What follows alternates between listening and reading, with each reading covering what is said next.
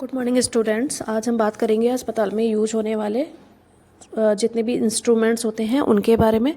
कौन कौन से इंस्ट्रूमेंट बहुत कॉमन हैं जो मोस्टली यूज होते हैं और उनका क्या यूज है, उनका क्या उपयोग होता है, इसके बारे में हम बात करेंगे। तो देखिए आप देखेंगे स्क्रीन पे आपका जो ये पहला इंस्ट्रूमेंट है वो स्पंज होल्डिंग फोर्सेप्स। इसको हम स्पंज होल्डिंग फोर्सेप्स कहते हैं। इसका नाम स्पंज होल्डिंग फोर्सेप्स है और इसमें आपके हैंड साइड में एक लॉक होता है जिसको आप फिक्स कर सकते हैं। मतलब अगर आप किसी ऑब्जेक्ट को पकड़ रहे हैं, अगर आप किसी वस्तु को पकड़ रहे हैं, किसी स्किन को पकड़ रहे हैं, तो उसको कितना टाइट रखना है, कितना ढीला रखना है, कितना आप उसको एडजस्ट करेंगे कि वो आपका जो है वो वहाँ से लूज ना हो। तो ये आप उस ऑब्जेक्ट को पकड़ने के बाद आप इसको लॉक कर सकते हैं। लॉक करके आप उसको वहाँ पे छोड़ सकते हैं। ठीक है। और इसके यूजेस क्या क्या हैं, किस किस चीज़ में इसका यूज होता है, उसके बारे में बात करेंगे। तो देखिए सबसे पहले ऑब्जर्विंग फ्लूइड। ठीक है। आपका जो फ्लूइड होगा, जो वेस्ट प्रोडक्ट होगा, उसको सोक करने के लिए इसका यूज होता है। आप इसका यूज जो कर सकते हैं वो मतलब अगर आपको कहीं पे ब्लड आ रहा है, कहीं पे आप स्टिच लगा रहे हैं, आप कहीं पे सिलाई कर रहे हैं, किसी स्किन की स्टिचिंग कर रहे हैं, ठीक है, एपिजोटमी लगा रहे हैं और बीच में बार बार फ्लूइड आ रहा है, ब्लड आ रहा है, तो उसको शॉक करने के लिए गोज पीस के साथ में इसका यूज़ कर सकते हैं। उसके बाद आप मेंटेनिंग ए क्लियर सर्जिकल फील्ड।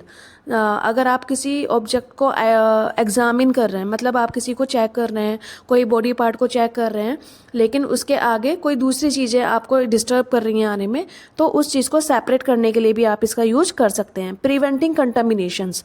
ठीक है। अगर आपका कोई चीज़ इन्फेक्टेड हो रहा है, कोई किसी भी चीज़ से अगर वो टच हो रहा है किसी कंटामिनेटेड चीज़ से, मतलब किसी इन्फेक्टेड चीज़ से, तो उसको भी सेपरेट करने के लिए आप इसका यूज़ कर सकते हैं। इसके बाद है असिस्टिंग ए वेरियस सर्जिकल प्रोसीजर्स। ठीक है। बहुत सारे ऐसे प्रोसीजर्स हैं जिनको असिस्ट करने के लिए, जो प्रोसीजर को हेल्प करने के लिए, सर्जरी में हेल्प करने के लिए, चीज़ों को डिकंटेमिनेट करने के लिए, ठीक है, एब्जॉर्व करने के लिए फ्लूइड को आप इसका यूज़ किसी भी सर्जरी में कर सकते हैं, जो कि बहुत ही कॉमन है। इसके बाद है आपका डिसेक्टिंग एंड रिट्रैक्टिंग। ठीक है। डिसेक्टिंग एंड रिट्रैक्टिंग मतलब उसको रिट्रैक्ट करने के लिए ये मतलब उसको जो आपका पेशेंट है उसका अगर कोई ऐसा बॉडी पार्ट है जो आपको ऊपर या नीचे करना पड़ रहा है, तो स्पंज होल्डिंग फोर्सेप्स की सहायता से आप वो भी कर सकते हैं। उसके बाद अप्लाइंग प्रेशर। अगर कहीं पे ब्लीडिंग हो रही है और आपको वहाँ पे प्रेशर लगाना है और ब्लड को रोकना है, तो उसके लिए भी आप स्पंज होल्डिंग फोर्सेप्स का यूज़ कर सकते हैं। And removing debris. ठीक है। रिमूविंग डेब्रिड्स, इसमें भी आप इसका यूज़ कर सकते हैं। अगर आप कोई वेस्ट टिश्यू या वेस्ट आपकी स्किन कहीं पे चिपकी हुई है, या कोई कपड़ा या गोश्त पीस या गोश्त थान कहीं पे चिपका हुआ है, तो उसको भी एक जगह से दूसरी जगह हटाने के लिए आप इसका यूज़ कर सकते हैं। इसके बाद आपका जो नेक्स्ट है वो आपका आर्टरी फोर्सेप्स। ठीक है। आर्टरी फोर्सेप्स जो है वो to control bleeding during medical procedure. ठीक है। ये क्या करती है आर्टरी फोर्सेप्स की, आपकी जो ब्लीडिंग होती है मेडिकल प्रोसीजर के दौरान, किसी भी टाइप की सर्जरी के दौरान, तो उसको कंट्रोल करने के लिए आर्टरी फोर्सेप्स का यूज आप कर सकते हैं। ठीक है। और किस किस चीज़ में आप इसका यूज़ कर सकते हैं, तो देखिए क्लैंपिंग ब्लड वेसल्स में कर सकते हैं। ठीक है। अगर कोई ब्लड वेसल्स है उनको क्लैंप करके रखना है, उनको टाइट करके पकड़ के रखना है आपको, कि वहाँ से आपका ब्लड जो है वो फ्लो ना हो, तो उस चीज़ के लिए आप यूज़ कर सकते हैं। जहाँ से जैसे कि बच्चा पैदा होता है तो आपको बच्चे की जो एम्बलाइकल कॉर्ड होती है, जो नाल होती है, उसको आपको क्लैंप करके रखना होता है ताकि उसका जो ब्लड है वो ट्रांसफ़र होने से रुक जाए प्लेसेंटा का बच्चे का प्लेसेंटा में। और तो उसके लिए हम इससे होल्ड करके आर्टरी फोर्सेप्स का यूज़ कर सकते हैं। इसके बाद असिस्टिंग विद सूचरिंग। ठीक है। अगर आप सूचर लगा रहे हैं, किसी की सिलाई कर रहे हैं, कहीं स्किन आपकी कट गई है, फट गई है, और वहाँ पे आप सूचरिंग करने जा रहे हैं, तो उसमें भी आप आर्टरी का फोर्सेप्स का यूज़ कर सकते हैं। इसके बाद असिस्टिंग विद वुंड क्लोजर। ठीक है। कोई वुंड है, कोई घाव है, उसको आपको क्लोज करना है, उसको आपको क्लीन करना है, उसको आपको ड्रेसिंग करना है, तो उसमें भी आप आर्टरी फोर्सेप्स का यूज़ कर सकते हैं। Specialised applications.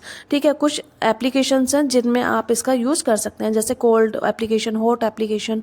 ठीक है। और आपका बहुत सारी एप्लीकेशंस हैं। एक जानकारी मैं आपको और दे दूँ आर्टरी फोर्सेप्स के लिए, ये आपकी 4 टाइप की होती है। ठीक है। एक स्ट्रेट आर्टरी फोर्सेप्स होती है, एक कर्व्ड आर्टरी फोर्सेप्स होती है, एक नोच आर्टरी फोर्सेप्स होती है, और एक एडसन्स आर्टरी फोर्सेप्स होती है। 4 टाइप की आर्टरीज आप देखने को मिलेगा, और इनका यूज भी आपको अलग अलग देखने को मिलेगा। ठीक है। इसके बाद हम बात करते हैं निडल होल्डर की।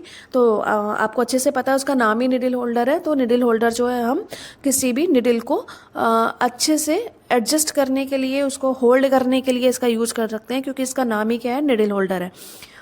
और किस चीज़ में यूज़ कर सकते हैं, देखिए होल्डिंग द निडल। सबसे पहले तो इसको निडल को होल्ड करने के लिए इसका यूज़ कर सकते हैं। फिर इसको सूचरिंग में हेल्प कर सकते हैं, जब हम किसी भी स्किन की सिलाई करते हैं तो उसमें निडल होल्डर का यूज़ कर सकते हैं।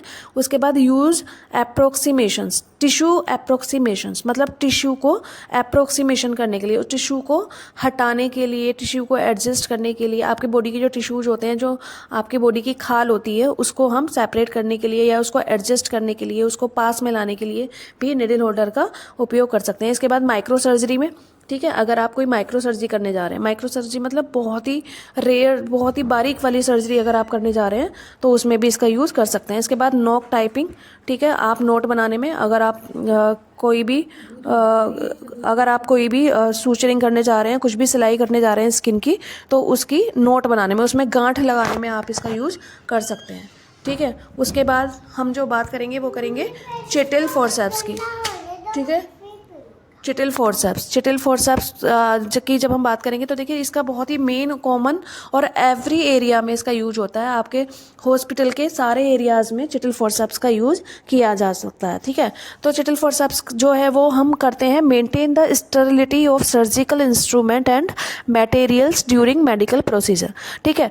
तो जो आपके इंस्ट्रूमेंट होते हैं, जो आपके गोज पीसेज होते हैं, कॉटन्स होती हैं, उनकी स्टेरिलिटी बनाने के लिए, उनकी साफ़ सफाई, इनकी बैक्टीरिया फ्री, उनको स्टरलाइज करने के लिए, उसको मेंटेन करने के लिए, सस्टेन रखने के लिए हम इसका यूज कर सकते हैं। ठीक, करते हैं, सॉरी। तो ये चिटिल फोर्सेप्स है। चिटिल फोर्सेप्स का यूज हम किसी भी चीज़ को स्टरलाइज, कोई भी चीज़ है उसको होल्ड करने के लिए, उसको सस्टेन रखने के लिए, मतलब अगर कोई आपका स्टरलाइज प्रोसीजर हो रहा है और आपके पास स्टरलाइज इंस्ट्रूमेंट और कॉटन वगैरह है, तो उसको वैसा ही रहने दें, मतलब उसमें कोई भी प्रकार का इन्फेक्शन ना लगे। तो उस इन्फेक्शन से बचाने के लिए हम चिटिल फोर्सेप्स का यूज करते हैं। और इसके क्या क्या यूजेज हैं, तो देखिए ट्रांसफरिंग स्टरलाइजेशन इंस्ट्रूमेंट, आप अगर एक जगह से दूसरी जगह कोई भी इंस्ट्रूमेंट लेकर जा रहे हैं और वो आपका इंस्ट्रूमेंट जो है स्टराइल है, तो आप इसका चिटिल फोर्सेप्स का यूज उसमें करते हैं। फिर मेंटेनिंग स्टेरिलिटी मतलब स्टेरिलाइजेशन को मेंटेन रखने के लिए। टिश्यू हेल्डिंग, ठीक है, अगर किसी कोई टिश्यू है उसको होल्ड करने के लिए, सपोज करो आपको कैंसर है या किसी को कोई गांठ है, तो आप उसका बायोप्सी के लिए वो टिश्यू जो है वो लेकर जाएंगे, या आप किसी इन्फेक्शन की जांच करने जा रहे हैं, तो आप ऐसे ही किसी अगर ऑब्जेक्ट से उसको होल्ड कर लेंगे तो उसमें दूसरा इन्फेक्शन लगने के चांसेस हैं, और जब आप उसका चेकअप कराएंगे तो इसमें आपका कोई और इन्फेक्शन भी उसमें इंक्लूड होके आएगा जो उसको नहीं है।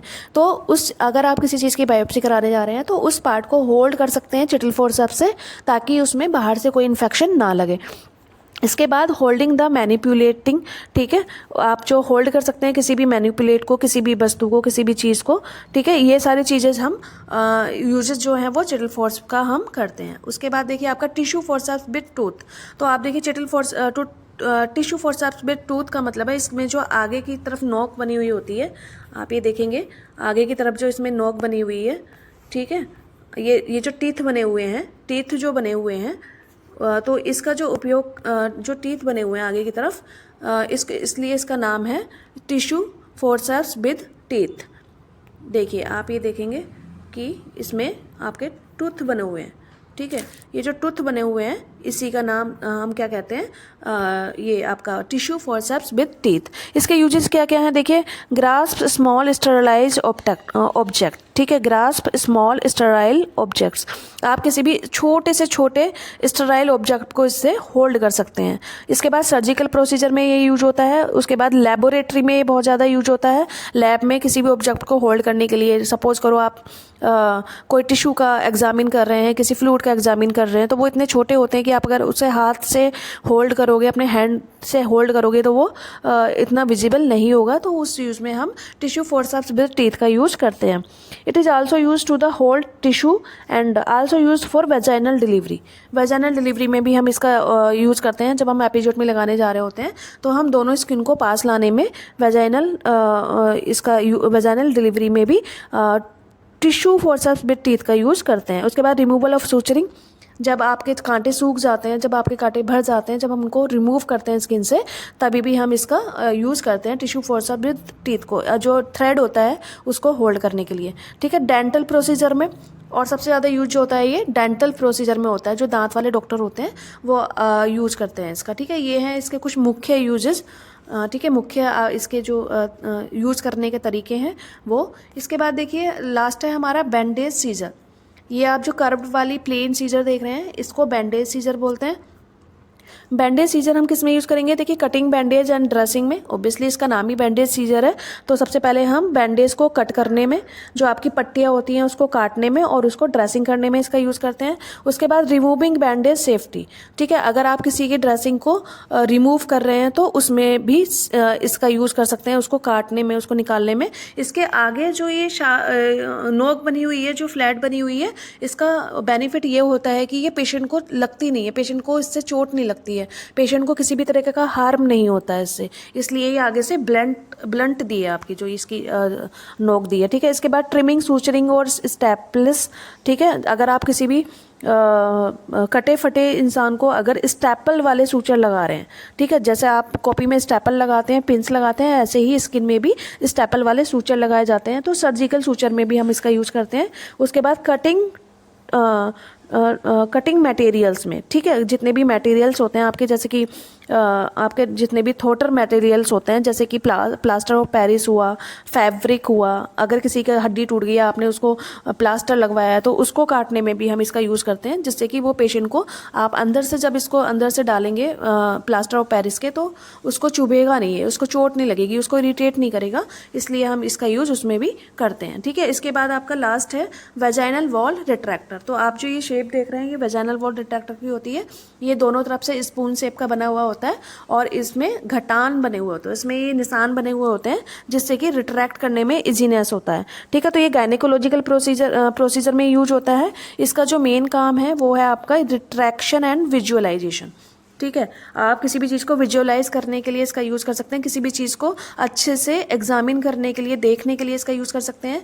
अगर आपकी बॉडी पे कोई खाल चिपकी हुई है, कोई टिश्यू चिपका हुआ है, कोई वेस्ट मटेरियल चिपका हुआ है, तो उसको रिट्रैक्ट करने में, रिट्रैक्ट मतलब खुरचना, उसको खुरचने में भी इसका यूज़ कर सकते हैं। इसके बाद इम्प्रूव्ड एक्नेज। ठीक है, अगर कोई किसी भी टाइप का एक्ने आपके वेजाइनल वॉल पे या सराउंडिंग ऑर्गन्स पे लगा हुआ है, तो उसको भी आप एक्ने को निकालने के लिए भी इसका यूज़ कर सकते हैं। इसके बाद टिश्यू प्रोटेक्शन।